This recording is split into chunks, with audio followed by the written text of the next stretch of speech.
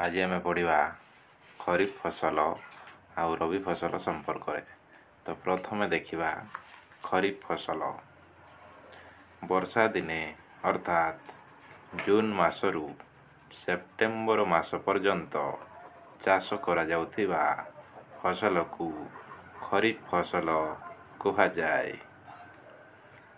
वर्षा दिने अर्थात जून मासरू सेप्टेम्बर मास पर्यंत चाष करा जाउथिबा फसल को खरीफ फसल कुहाଯାए।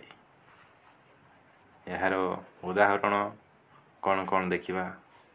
धान, मका, सोयाबीन, चीनाबादाम, कपा इत्यादि यार उदाहरण अटंती। ये सब खरीफ फसल रो उदाहरण अटे। तापर देखिबा रबी फसल। शीत दिने अर्थात अक्टोबर मासरू मार्च मास पर्यंत चाष करा जाउथिबा फसल को रबी फसल कुहाଯାए। शीत दिने अर्थात अक्टोबर मासरू मार्च मास पर्यंत चाष करा जाउथिबा फसल को रबी फसल कुहाଯାए। यार उदाहरण देखिबा गहम, बुट, मटर, सरिष एवं राशि इत्यादि यार उदाहरण अटंती। रबी फसलर उदाहरण अटंती। पार्थक्य दर्शाओ। रबी फसल और खरीफ फसल। पार्थक्य दर्शाओ। खरीफ फसल और रबी फसल। खरीफ फसल प्रथम देखिबा। वर्षा दिने चाष हेउथिबा फसल को खरीफ फसल कुहाଯାए। जून मासरू सेप्टेम्बर मास पर्यंत चाष करा जाय थाए।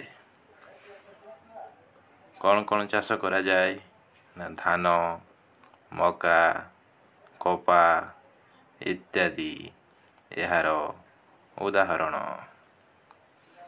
एबे देखिबा रबी फसल। शीत दिने चाष हेउथिबा फसल को रबी फसल कुहाଯାए। शीत दिने चाष हेउथिबा फसल को रबी फसल कुहाଯାए। अक्टोबर मासरू मार्च मास पर्यंत चाष कर जाई थाए। यार उदाहरण देखिबा गहम, बुट, मटर इत्यादि रबी फसलर उदाहरण अटंती। तो आज आम देखिले खरीफ फसल और रबी फसल संपर्क रे। जदि आपनकु क्लासटी भल लगी थाए लाइक करने को जमारू भूलिबेनी। आउ सांग माननकु मध्य शेयर करदेवे, जहा फल कि अन्य माने मध्य उपकृत होई परिबे। एवं चैनल को जदि प्रथम थर देखुछंती सब्सक्राइब करिकी ऑल नोटिफिकेशन को मध्य ऑन करदेवे, जहा फल रे मु जेतेबेले भी वीडियो अपलोड करी तो सर्वप्रथमे आपण नोटिफिकेशन पाई परिबे। तो चलंतु क्लासटी को एठी रखिबा। नमस्कार, जय जगन्नाथ।